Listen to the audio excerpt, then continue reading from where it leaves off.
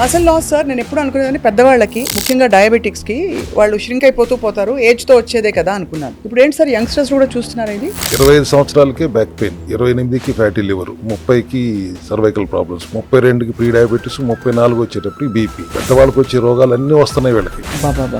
పొద్దున్నే నిద్రలేగిస్తే ముందు కమోడ్లో 2 గంటలు కూర్చుంటారు, ఆఫీస్లో రోజంతా కూర్చునే పని చేస్తారు, రాత్రి పడుకుని రీల్స్ చూసుకుంటూ స్ట్రెయిన్ అంతా బ్యాక్ మీద పడుతుంది, మజిల్ వీక్ అవుతాయి, జాయింట్స్ ప్రాబ్లం వస్తుంది, నెక్ పెయిన్ ఉంటుంది అండ్ స్లోగా.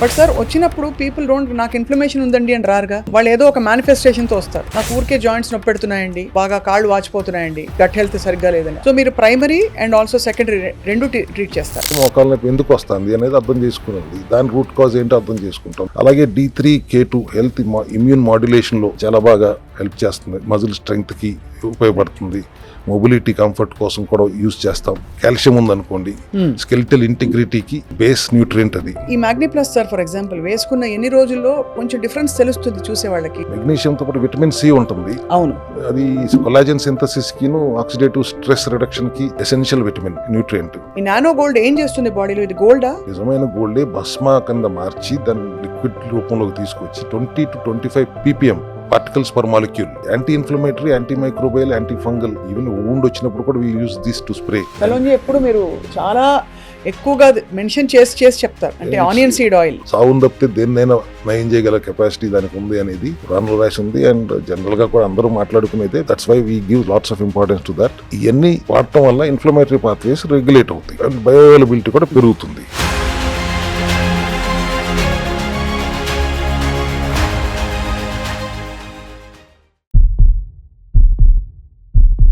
అందరికీ నమస్కారం, welcome to Suman TV and cell health సిరీస్కి స్వాగతం. మనం మన ఆరోగ్య పరిస్థితిని అసెస్ చేసుకోవాలంటే ముందు రూట్ కాజ్లో ఏం జరుగుతోంది, అంటే రూట్ లెవెల్లో ఏం జరుగుతుందో తెలుసుకోవడం, తినకూడనివి, వద్దనుకున్నవి, అక్కర్లేనివి ఎలిమినేట్ చేయడం, ఆ తర్వాత యాడ్ చేయవలసిన విషయాలన్నీ కూడా సప్లిమెంట్స్ అండ్ లైఫ్ స్టైల్ రూపంలో యాడ్ చేయడం. ఇదే కదా సెల్ హెల్త్ విధానం. ఎన్నో ఎపిసోడ్స్లో చాలా విషయాలు తెలుసుకుంటూ వచ్చాం, ఒక్కొక్క డిసీజ్ గురించి. అన్నిటికీ మూల కారణం ఒకటే, ఆ రూట్ కాజ్ని అడ్రస్ చేయడమే సెల్ హెల్త్ విధానం. సో ఇవాళ ఒక చాలా యునీక్ విషయం మాట్లాడబోతున్నాం. మసిల్ లాస్ చాలామంది యంగ్స్టర్స్లో కూడా చూస్తున్నాం. మామూలుగా డయాబెటిక్స్లో ఎక్కువ చూసే కండరాలు కరిగిపోవడం అనే విషయాన్ని ఇవాళ యంగ్స్టర్స్కి ఎందుకు వస్తోంది తెలుసుకునే ప్రయత్నం చేద్దాం. ఎలా కరెక్ట్ చేస్తారు సెల్ హెల్త్ విధానాలు? మనతో పాటు we have with us the founder of cell health clinics, doctor Chinta Ravikumar గారు. Sir welcome to Suman TV. Sir hello అమ్మా. Hello sir. సో ఈ మసిల్ లాస్ సార్ నేను ఎప్పుడు అనుకునేదాన్ని పెద్దవాళ్ళకి ముఖ్యంగా డయాబెటిక్స్కి వాళ్ళు ష్రింక్ అయిపోతూ పోతారు, ఏజ్తో వచ్చేదే కదా అనుకున్నాను. ఇప్పుడు ఏంటి సార్ యంగ్స్టర్స్ కూడా చూస్తున్నారు ఇది? మీరు అన్నట్టు ఒకప్పుడు డీజనరేటివ్ డిజార్డర్ అంటే మన మైండ్లో ఇమీడియట్ గా గుర్తొచ్చేది పెద్దవాళ్ళు, వయసు పైబడిన వాళ్ళు గుర్తొస్తారు. అంటే మన తాతగారు, నాయనమ్మో, లేకపోతే ఎవరో జుట్టు తెల్లబడిపోయి చేత్తో కర్ర పట్టుకుని నడు నొప్పితో నడవలేక నడుస్తున్న ఇమేజ్ ఒకటి గుర్తొస్తుంది. బట్ ఇవాళ సిచ్యువేషన్ పూర్తిగా మారిపోయింది. 25 సంవత్సరాలకే బ్యాక్ పెయిన్, 28కి ఫ్యాటీ లివరు, 30కి సర్వైకల్ ప్రాబ్లమ్స్, మెడ నొప్పులు, 32కి ప్రీ డయాబెటీస్, 34 వచ్చేటప్పుడు బీపీ. పెద్దవాళ్ళకి వచ్చే రోగాలు అన్నీ వస్తున్నాయి వీళ్ళకి. 30 నుంచి 40 దాటిలోపు కనీసం 10 రకాల మెడిసిన్స్ వాడుతున్నారు, అంతకంటే ఎక్కువ రోగాలతోనే బ్రతుకుతున్నారు. వై ముందు వై అంటే వాట్ ఈజ్ స్టాటిస్టిక్స్ ఏం చెప్తున్నాయి? యంగ్ అడల్ట్స్ లో క్రానిక్ ఇష్యూస్ ఎక్కువగా పెరుగుతున్నాయి.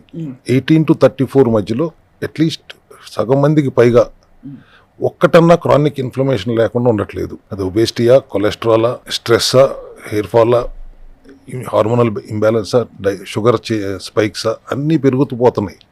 గ్లోబల్గా చూస్తే back pain, neck pain, joint problems అనేవి లక్షల్లో కాదు బిలియన్స్ ఆఫ్ పీపుల్ని ఎఫెక్ట్ చేస్తున్నాయి. ఇలా ఎందుకు జరుగుతుంది అని అడిగితే, what is cervical degenerative disorder? ఏదైనా ఒక బాడీలో ఒక పార్ట్ స్లోగా వేర్ అండ్ టేర్ అవ్వడం, సెల్ డ్యామేజ్ అవ్వడం, రిపేర్ మెకానిజం వీక్ అవ్వడం, ఫంక్షన్ స్లోగా తగ్గిపోవడం. ఇలా జరగాలంటే మనం ఎంత అబ్యూస్ చేస్తే జరుగుతుంది యంగ్స్టర్స్లో? ఒకటి life style. Sitting is your new smoking అని డాక్టర్లు చెప్తున్నారు. పొద్దున్నే నిద్రలేగిస్తే ముందు కమోడ్లో 2 గంటలు కూర్చుంటారు, తర్వాత ఆఫీస్కి వెళ్ళాలంటే బైకో, కారో, బస్సో, ట్రైనో కూర్చునే వెళ్తారు. ఆఫీస్లో రోజంతా కూర్చునే పని చేస్తారు. కరెక్ట్. మళ్ళీ సాయంత్రం ఇంటికి వచ్చిందో కోచ్లో చతికిలు పడతారు, రాత్రి పడుకుని రీల్స్ చూసుకుంటూ పడుకుంటారు. ఇలా కంటిన్యూస్గా మీరు సిట్టింగ్ పోస్చర్లో, అందులోనూ పోస్చర్ కరెక్షన్ లేకుండా ఉండటం వల్ల స్ట్రెయిన్ అంతా బ్యాక్ మీద పడుతుంది, కరెక్ట్. మజిల్ వీక్ అవుతాయి, జాయింట్స్ ప్రాబ్లం వస్తుంది, నెక్ పెయిన్ ఉంటుంది, అండ్ స్లోగా లోవర్ బ్యాక్ పెయిన్ స్టార్ట్ అయిపోతుంది. Correct. So that is one major issue which has to be understood by the youngsters. రెండు ఫుడ్ హ్యాబిట్స్ మనం ఎప్పుడూ మాట్లాడుకునేది. పాత రోజుల్లో మన గ్రాండ్ ఫాదర్ జనరేషన్లో simple but rich and nutritious food ఉండేది. ఏమి కెమికల్స్ వాడేవారు కాదు, ఫెర్టిలైజర్స్ వాడేవారు కాదు, సాయిల్లో మినరల్స్ రిచ్గా ఉండేవి, ఆర్గానిక్గా ప్యూర్ ఫుడ్. అన్నం తిన్నా, పప్పు తిన్నా, కూరగాయలు తిన్నా, పండ్లు తిన్నా. ఆఖరికి సాయంత్రం ఇంట్లో వండుకున్న స్నాక్స్, పప్పు ఉండలు తింటారా, సున్నుండలు తింటారా, జంతికలు తింటారా, ఇవే తింటూ హాయిగా హెల్దీగా బ్రతికారు. బట్ ఇవాళ జనరేషన్లో మనం తింటున్న ఫుడ్ ఏంటనేది ఒకసారి అందరూ ఆలోచించాలి.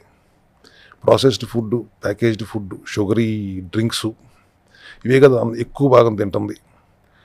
అండ్ దొరుకుతున్న వెజిటబుల్స్ కూడా ఎంతవరకు ఆర్గానిక్గా దొరుకుతున్నాయి, సో ఇంట్లో చేసుకుంది కూడా ఎంతవరకు హెల్దీగా ఉంటుంది. ఎటు చూసినా వీఆర్ ఈటింగ్ జంక్. కంటిన్యూస్గా ఇట్లా మీరు అబ్యూస్ చేస్తూ ఇదే రకమైన తిండి తింటూ వెళ్తే, రిఫైన్డ్ ఆయిల్తో నిండున్న ఫుడ్ తింటూ వెళ్తే ఇన్ఫ్లమేషన్ పెరుగుతుంది. ఇట్లా ఇన్ఫ్లమేషన్ పెరిగే కొద్దీ ఏదో ఒక డిసీజ్ రూపంలో బయటపడుతుంది. అంతే కదా సార్. సార్, ఇన్ఫ్లమేషన్కి అసలు మార్కర్స్ ఎలా తెలుస్తాయి మనకి ఇన్ఫ్లమేషన్ ఉందని? టెస్ట్లో ఏమేమి చేస్తే మనకు అర్థమవుతుంది? టెస్ట్లు చేసినప్పుడు సిఆర్పిఓ, ఈఎస్ఆర్ఓ చేస్తే మనకు తెలుస్తుంది ఇన్ఫ్లమేషన్ మార్కర్స్ ఎంత ఉన్నాయని. ఇన్ఫ్లమేషన్ మార్కర్స్ పెరిగిపోయినాయి, అబ్నార్మల్గా ఉన్నాయి అంటేనే ఆల్రెడీ బాడీలో 60% డ్యామేజ్ జరిగిపోయినట్టు. సో మామూలుగా సార్, జ్వరం వచ్చినప్పుడు, ఇతర సమయాల్లో మనకి ఇన్ఫెక్షన్స్ ఉన్నప్పుడు కూడా పెరుగుతాయి, ఇన్ఫ్లమేషన్ పెరుగుతుంది.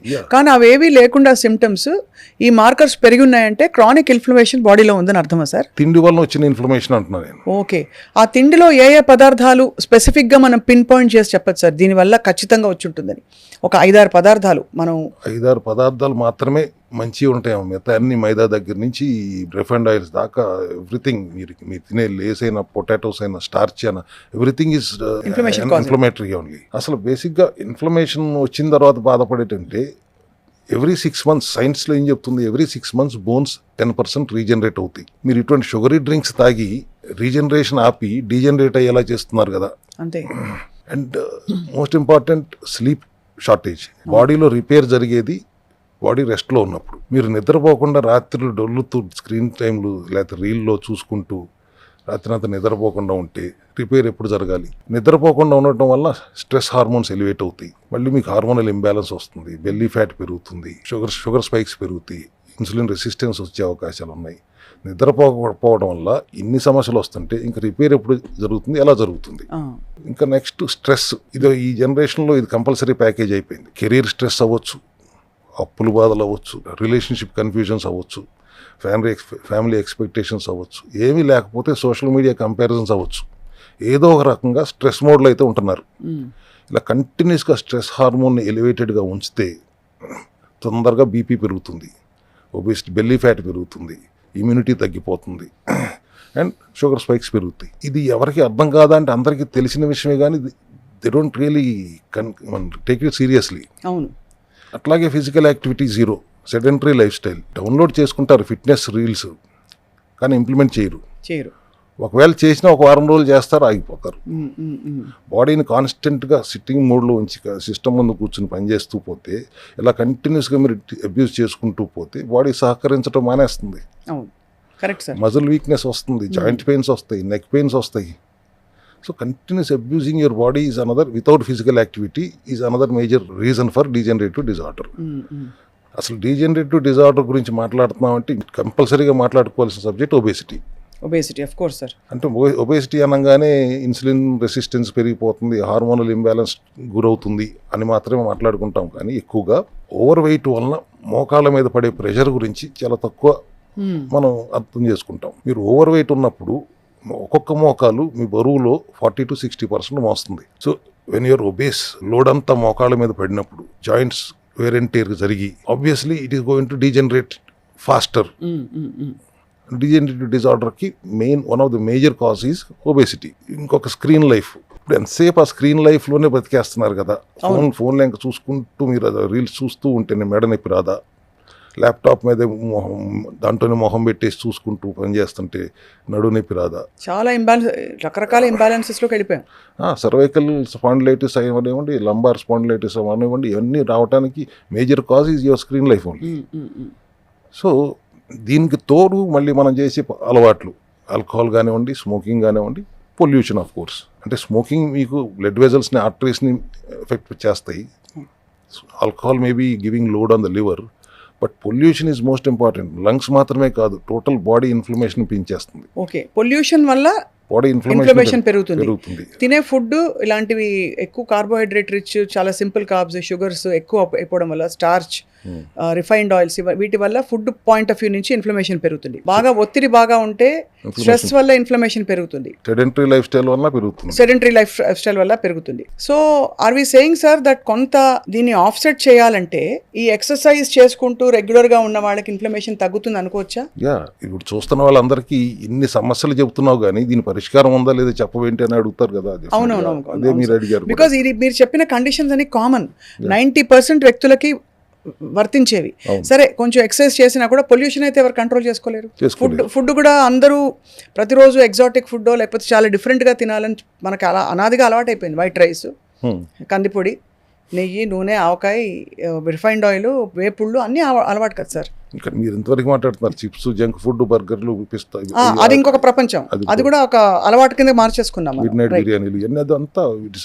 బట్ ఈ ఎర్లీ డీజనరేషన్కి సొల్యూషన్ ఉందా అని మీరు అడిగితే వై నాట్, అబ్సల్యూట్లీ ఉంటుంది. మనం చెప్పిన సమస్యలన్నింటినీ కరెక్షన్ చేసుకోవచ్చు. Physical movement, daily 30 minutes brisk walk చేయండి. వారంలో కొన్ని రోజులు స్ట్రెంగ్త్ ట్రైనింగ్ చేసుకోండి. Eat proper nutritional food, protein రిచ్గా ఉండేటట్టు, ఫైబర్ రిచ్గా ఉండేటట్టుగా ఆర్గానిక్గా ఉండేలా చూసుకోండి. 7 to 8 hours of quality sleep is compulsory. Weight management is something very essential. And then of course stress manage చేసుకోవాలి. అట్లా చెప్పినంత తేలిక కాదండి. అంటే either you do meditation or spiritual awareness ఉండండి, లేదంటే ప్రాణాయామం చేసుకోండి, బ్రీతింగ్ ఎక్సర్సైజ్ చేసుకోండి. But somehow you come out of the physical stress. Oxidative stress నుంచి బయటికి రావడానికి మైక్రోన్యూట్రియంట్స్ వాడతాం, హెల్ప్ చేస్తాయి.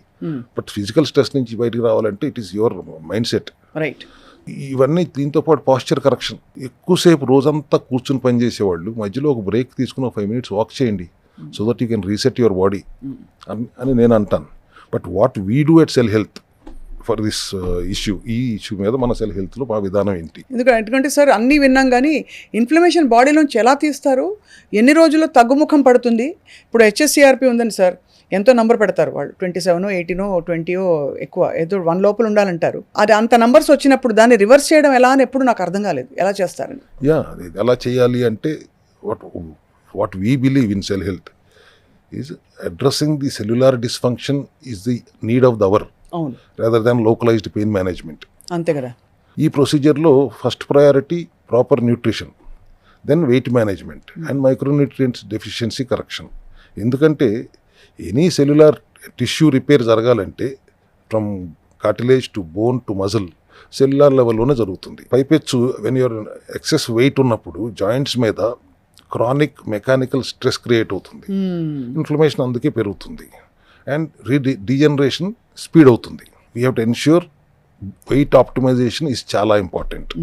అలాగే D3K2 హెల్త్ ఇమ్యూన్ మాడ్యులేషన్లో చాలా బాగా హెల్ప్ చేస్తుంది, మజిల్ స్ట్రెంగ్త్కి ఉపయోగపడుతుంది, మొబిలిటీ కంఫర్ట్ కోసం కూడా యూజ్ చేస్తాం. సేమ్ వే కాల్షియం ఉందనుకోండి, స్కెలిటల్ ఇంటిగ్రిటీకి బేస్ న్యూట్రియంట్ అది. At the same time magnesium ఇప్పుడు యూనివర్సలీ మైటోకాండ్రియా ఎనర్జీ ప్రొడక్షన్కి, మజిల్ రిలాక్సేషన్కి, నర్వ్ సిగ్నలింగ్లో కూడా కీ రోల్ ప్లే చేస్తుంది. ఈ Magni Plus sir for example వేసుకున్న ఎన్ని రోజుల్లో కొంచెం డిఫరెన్స్ తెలుస్తుంది చూసే వాళ్ళకి, లేకపోతే వేసుకుంటున్న వాళ్ళకి? ఒక్కటే మీరు అది మనకు you have to give a disclaimer. Magni Plus అనగానే మ్యాగ్నీ ప్లస్ ఒకటి వేసుకుంటే చాలు అని అనుకుంటున్నారు చాలా మంది. మమ్మల్ని కూడా అదే అడిగాడు, ఒక్క మందు వేసుకుంటే సరిపోదు, లైఫ్ స్టైల్ మార్చుకోకపోతే ఇది పనిచేయదు. వీఆర్ 1 by 1 చెప్పుకుంటూ వస్తున్నప్పుడు మీరు పొరపాటున అది అన్నప్పుడు అందులోనూ ఇలాంటి వాళ్ళు ఎత్తినప్పుడు so just need to give that correction. That is one micronutrient which is part of the whole program. మెగ్నీషియంతో పాటు విటమిన్ సి ఉంటుంది. అవును, అది కొలాజన్ సింథసిస్కి, ఆక్సిడేటివ్ స్ట్రెస్ రిడక్షన్కి essential vitamin nutrient. Foundation correction జరిగిపోయిన తర్వాత సెల్ హెల్త్ క్లినిక్లో we go to evidence based support supportive nutraceutical స్ట్రాటజీని ప్రిఫర్ చేస్తాం. For example nano gold 10 ml సబ్లింగ్వల్గా తీసుకుంటూ, or at the same time కొలోంజీ black seed oil capsules and curcumin in combination with piperine inflammatory పాత్వేస్ని regulate చేయడానికి. ఈ nano gold ఏం చేస్తుంది బాడీలో? ఇది గోల్డా? గోల్డే, నిజమైన గోల్డ్ ఇది. నిజమైన గోల్డే భస్మా కింద మార్చి దాన్ని లిక్విడ్ రూపంలోకి తీసుకొచ్చి 20 to 25 ppm particles per molecule. ఆయుర్వేదంలో కూడా ఉంది కదా సార్, గోల్డ్ భస్మా తీసి కలిపి చంటి పిల్లలు కూడా పెట్టే ఒక కార్యక్రమం ఉండేది. Man is born with golden spoon అని ఆ పాత రోజుల్లో అనేవారు, కానీ దాంట్లో సైంటిఫిక్ రీజన్ కూడా ఉందని దీన్ని స్టడీ చేసినప్పుడు మాకు అర్థమవుతుంది. అవును. So anti inflammatory, anti microbial, anti fungal, and even wound వచ్చినప్పుడు కూడా we use this to spray.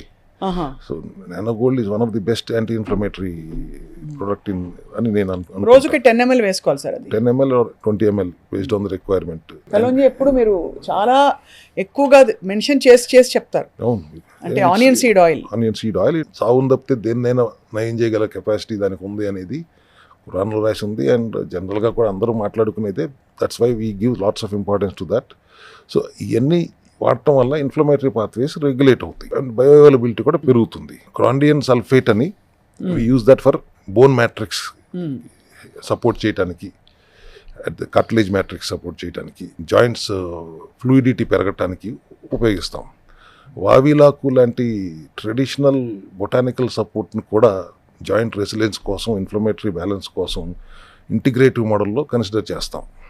వీటితో పాటు మీడియం చైన్ ట్రైగ్లిజరైడ్స్, ఎంసిటీస్, ఈ MCT shorts instant cellular fuel మైటోకాండ్రియాకి సపోర్ట్గా చాలా ఉపయోగపడుతుంది. ఎస్పెషలీ ఫెటీగ్ అండ్ మెటబాలిజం స్లోగా ఉన్న వాళ్ళకి ఇంకా చాలా బాగా ఉపయోగపడుతుంది. Ultimately will land up at collagen. అందరికీ ఇప్పుడు చాలా పెద్ద హిట్ అయిన ఒక సప్లిమెంట్ ఇది. Collagen marine peptides tissue rebuild చేయడానికి, కనెక్టివ్ టిష్యూస్ రీబిల్డ్ చేయడానికి, కార్టిలేజ్ సపోర్ట్కి కాకుండా టెండన్ స్ట్రెంగ్త్ కూడా బాగా ఉపయోగపడుతుంది. సో ఈ విధంగా రికవరీ ప్రాసెస్లో collagen plays a vital role. Collagen గురించి మనం చాలాసేపు మాట్లాడుకున్నాం. It's not only joint health, heart health కూడా చాలా బాగా ఉపయోగపడుతుంది, apart from skin and hair and nails.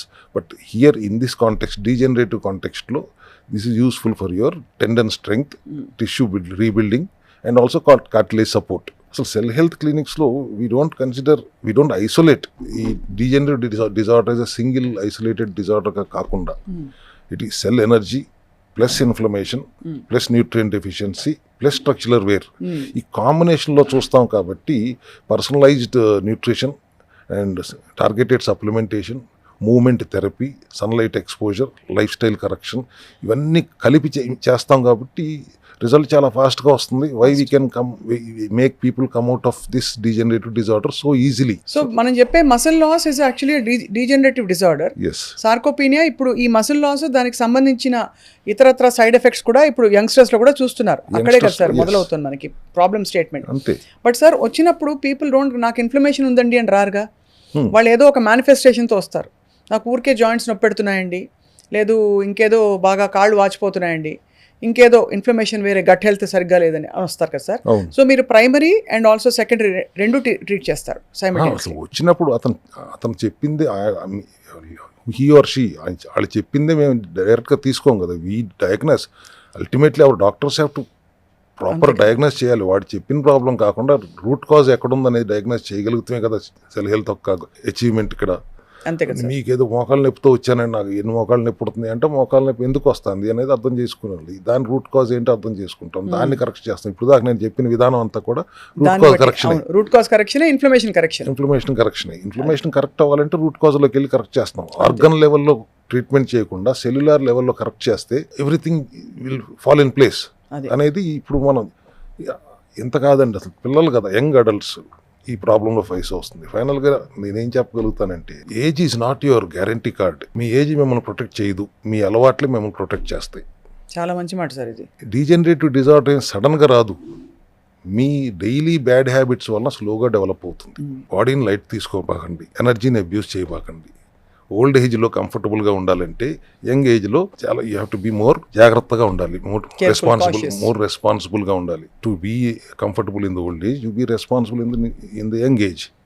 Cell health clinic రండి, మా డాక్టర్స్ అందరూ will sit with you, will counsel you, will tell you how to మనం కన్వర్ట్ యువర్ ఆక్సిడేటివ్ స్ట్రెస్ నుంచి బయటకు రావాలంటే ఏం చేయాలి, ఏం మైక్రోన్యూట్రియంట్స్ వాడాలి, ఆహార విధానంలో మార్పులు ఏం చేసుకోవాలి, జీవనశైలిలో మార్పులు ఎలా చేసుకోవాలి, ఇవన్నీ కూడా it's just not a treatment, we counsel them, we treat them and by counselling making them understand అసలు నీ ప్రాబ్లం ఏంటని అర్థం చేసుకున్న తర్వాత ఇప్పుడు ఇన్ని సమస్యలు చెప్పుకొచ్చాము, ఎన్ని వాళ్ళకైనా తెలియని కాదు కదా, మరి పట్టించుకోరు వాళ్ళు అంతే. అంటే మన దాకా రాదనుకుంటారు సార్ చాలా వరకు.